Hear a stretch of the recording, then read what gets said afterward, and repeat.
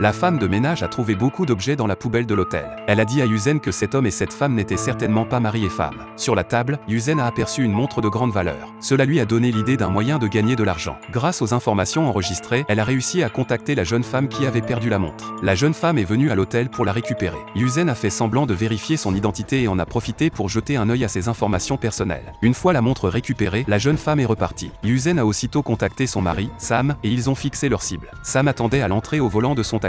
Sans se douter de rien, la jeune femme est montée dans la voiture. Sam l'a conduite jusqu'à un parking. La jeune femme y a rejoint un homme. Caché dans sa voiture, Sam a pris des photos des deux. L'homme a ensuite raccompagné la jeune femme chez elle en voiture. Sam les a suivis jusqu'à leur résidence. Tous les deux discutaient au bord de la route comme un couple. Dès qu'un passant approchait, l'homme faisait immédiatement semblant de ne pas connaître la jeune femme. Mais une fois le passant parti, il allait de nouveau lui prendre la main. La jeune femme a offert un bouquet de fleurs à l'homme pour fêter leurs 200 jours d'amour. L'homme était très heureux, mais il n'osait pas rapporter les fleurs chez lui. Il avait peur que sa femme les découvre. Sam a filmé toute la scène. En les suivant, il a découvert que l'homme et la jeune femme vivaient dans la même résidence. Et surtout, cet homme avait aussi une épouse enceinte. Sam a noté le numéro de porte de l'homme. Après avoir vu les photos, Yuzen a décidé de faire chanter cet homme. Mais les clichés pris par Sam étaient très flous. Ils ne pouvaient pas servir de preuve. Le lendemain, ils se sont rendus à la banque où travaillait l'homme. Ils ont découvert que la jeune femme travaillait également là-bas. Pour échapper à la pauvreté, ils devaient absolument obtenir des preuves. À midi, la jeune femme a acheté des hamburgers pour aller retrouver l'homme. Yuzen et Sam l'ont suivi jusqu'au parking. Ils ont remarqué qu'une voiture n'arrêtait pas de bouger. Ils ont compris qu'il tenait enfin la preuve de l'infidélité. Sam enregistrait le son à côté du véhicule. Yuzen filmait derrière la voiture. Ils ont réussi à filmer l'homme et la jeune femme au moment où ils descendaient du véhicule.